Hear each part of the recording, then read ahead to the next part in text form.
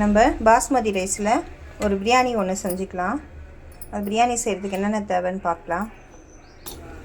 இது பாஸ்மதி ரைஸு, ஒரு 2 டம்ளர் அரிசி எடுத்திருக்கேன். அதுக்கு தேவையான பட்டை, லவங்கம், பிரிஞ்சி இலை எடுத்திருக்கேன். ஒரு அன்னாச்சி பூ எடுத்திருக்கேன்.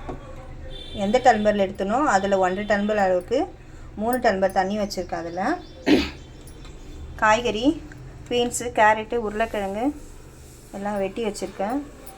ஒரு 2 பெரிய தக்காளி, ஒரு 4 பச்சை மிளகாய், ஒரு 4 வெங்காயம் எல்லாத்தையும் கட் பண்ணி வச்சுருக்கேன். இப்போ எண்ணெய் காஞ்சிருச்சு.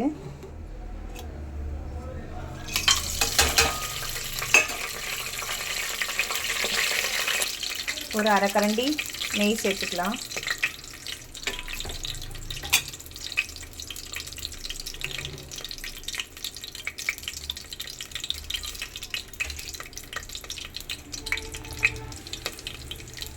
பட்டை லவங்கம் வதங்கிடுச்சு. வெங்காயம் சேர்த்துக்கலாம். இதுக்கு தேவையான உப்பு போட்டுக்கலாம். வெங்காயம் நல்லா வதங்கிட்டோம். வெங்காயம் நல்லா வதங்கிடுச்சு. வெங்காயம் எந்த அளவுக்கு வதங்குதோ அந்த அளவுக்கு நமக்கு டேஸ்ட் வரும். கொஞ்சம் புதினா இலைகளை போட்டுக்கலாம்.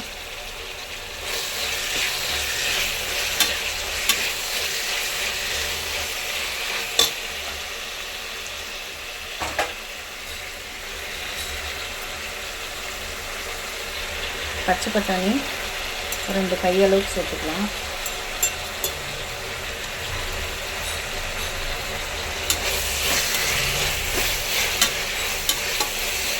ஒரு கிலோ அரிசிக்கு 180 மில்லி எண்ணெய் போடலாம்.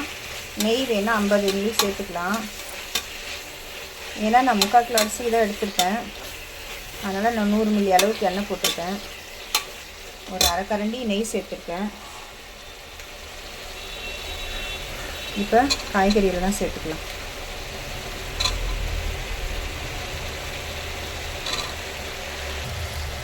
காய் இப்போ நல்லா வதங்கிடுச்சு. தக்காளி சேர்த்துக்கலாம்.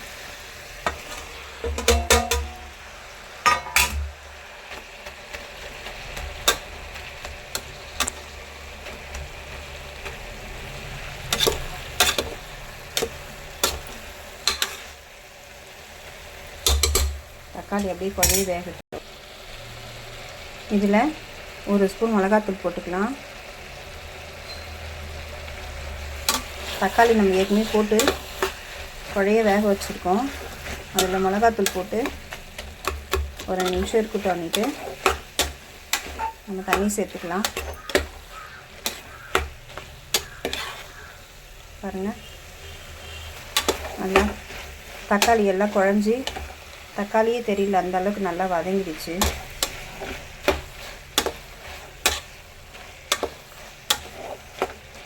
நான் இதில் இஞ்சி பூண்டு பேஸ்ட்டு சேர்க்கல.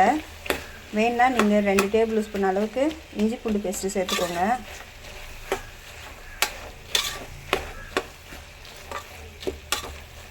இதில் தயிர் வேணுனாலும் ஒரு கரண்டி அளவுக்கு தயிர் சேர்த்துக்கலாம். நான் இதில் தயிர் சேர்க்கல.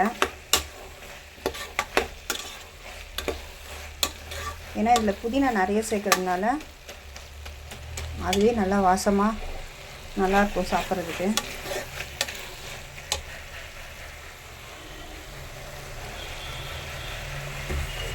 தண்ணி 1க்கு 1.5 அளவுக்கு தண்ணி சூடு பண்ணி வச்சுருக்கேன். அதை இப்போ நம்ம சேர்த்துக்கலாம். நல்லா இப்போ தண்ணி கொதிச்சிருச்சு. அரிசியை சேர்த்துக்கலாம்.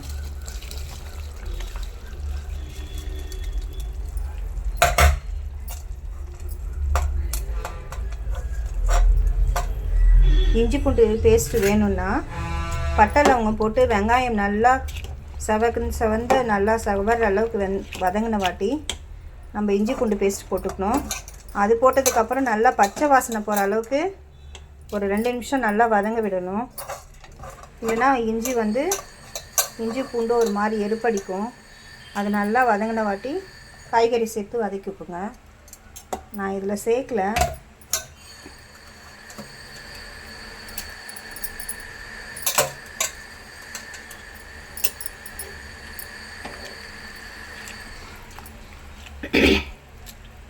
இது நல்லா ஒரு கொதி வந்த வாட்டி சிம்மில் வச்சுட்டு அப்படியே நம்ம தம் போட்டு விட்டோம்னா நமக்கு சுவையான வெஜ்ஜு பிரியாணி ரெடி. ஒரு 5 நிமிஷம் ஆயிடுச்சு. எப்படி இருக்குன்னு பார்க்கலாம்.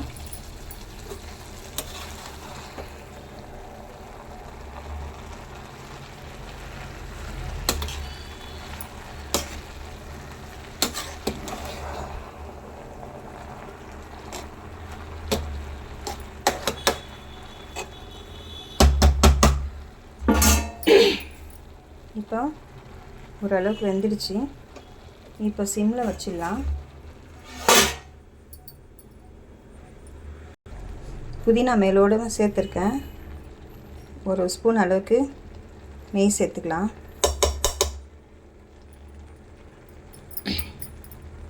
நெய் சேர்த்துட்டு இது ஒரு தம் போட்டுக்கலாம். இந்த பக்கம் நான் தோசைக்கல்ல சூடு பண்ணியிருக்கேன். தோசைக்கல் மேலே இதை எடுத்து வச்சு சிம்மில் வச்சோம்னா ஒரு 10 நிமிஷம் கழித்து நமக்கு சாதம் நல்லா பூ மாதிரி வெந்திருக்கும். உதிரி உதிரியாக வரும். அதை ரெடி பண்ணிடலாம். இது மாதிரி தோசைக்கல் ஹீட் பண்ணி அது மேலே தூக்கி இந்த பாத்திரத்தை வச்சுருக்கேன். ஒரு வெயிட் வச்சுட்டு கொஞ்ச நேரம் ஒரு 10 நிமிஷம் அப்படியே இருக்கட்டும். சாதம் நல்லா நமக்கு பூ மாதிரி வெந்து பலப்பலன்னு இருக்கும். சாப்பாடு சாப்பிட்றதுக்கு நல்லாயிருக்கும். அவ்வளோதான். 10 நிமிஷம் கழித்து பார்த்தா பிரியாணி ரெடி. இப்போ நம்ம வெயிட் எடுத்துடலாம். 10 நிமிஷம் ஆயிடுச்சு. எப்படி இருக்குன்னு பார்க்கலாம்.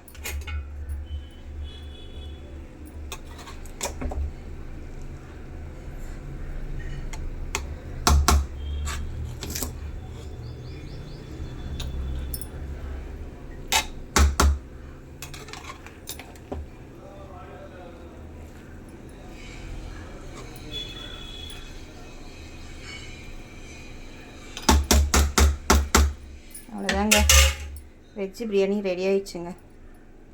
சாதமும் நல்லா வெந்துடுச்சு. விதையாகவும் இருக்குது. அப்படியே மூடி வச்சுட்டு நம்ம பரிமாறுறப்போ இதுக்கு தேவையான கிரேவி ரெடி பண்ணிவிட்டு பரிமாறனா முடிஞ்சது. தேங்க்யூ.